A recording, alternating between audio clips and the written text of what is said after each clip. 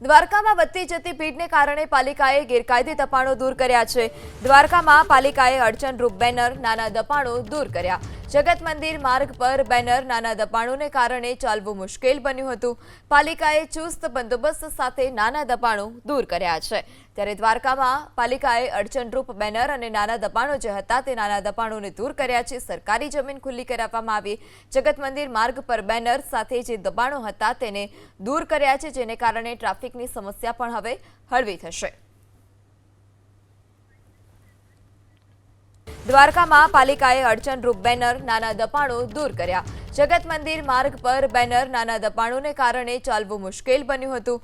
પાલિકાએ ચુસ્ત બંદોબસ્ત સાથે નાના દબાણો દૂર કર્યા છે। ત્યારે દ્વારકામાં પાલિકાએ અડચણરૂપ બેનર અને નાના દબાણો જે હતા તે નાના દબાણોને દૂર કર્યા છે। સરકારી જમીન ખુલ્લી કરાવવામાં આવી।